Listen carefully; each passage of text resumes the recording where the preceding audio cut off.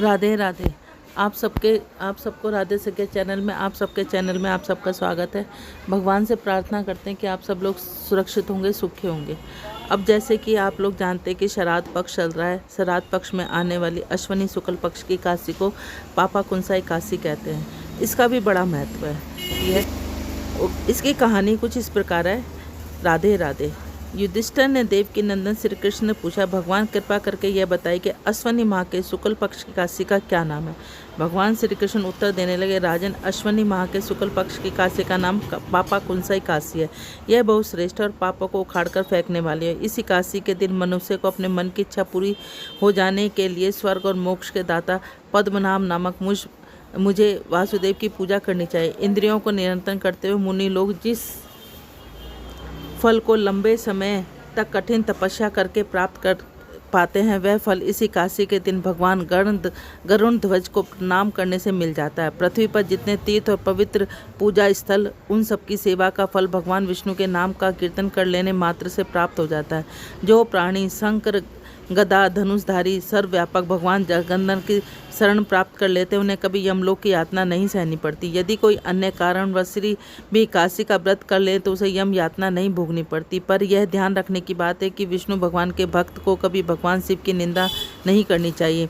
यदि कोई ऐसा करता है तो विष्णु लोक में स्थान प्राप्त नहीं कर पाएगा, निश्चित रूप से नरक में ही गिरेगा। इस प्रकार यदि कोई शिव भक्त भगवान विष्णु की निंदा करेगा तो उसे घोर रौरव नरक की यातना भोगनी पड़ेगी। यह यातना इतनी लंबी अवधि की तक भोगनी पड़ेगी जिसके कारण 14 इंद्रों की आयु पूरी होती है।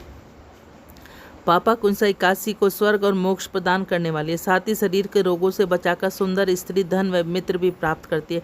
एकादशी के दिन उपवास और रात्रि जागरण करने से सहज ही विष्णु लोक की प्राप्ति हो जाती है। जो इसका एक बार व्रत करता है उसके अपने कुल की 10, ननिहाल की 10 और अपने ससुराल पक्ष की 10 पीढ़ियों के उद्धार हो जाता है। एकादशी का व्रत करने वाले लोग दिव्य रूप प्राप्त करते हैं। विष्णु की तरह चतुर्भुज हो, गरुण के झंडे के साथ हारों से सुशोभित हो, पीताम्बर धारण करके वैकुंठ धाम को गमन करते हैं। अश्विनी शुक्ल पक्ष में पापा कुंसा एकादशी का व्रत करने मास से मनुष्य सब पापों से छूटकर श्री हरि का लोक प्राप्त कर लेता है। जो भक्त इस दिन सोना, चांदी, भूमि, गो, अन्न, जल, जूते, छाते का दान करता है उसे कभी यम के दर्शन नहीं होते। जिसमें इतनी सामर्थ्य न हो उसे निर्धन व्यक्ति भी स्नान व यथाशक्ति प्रतिदिन दान करके जीवन सफल बना लेते हैं।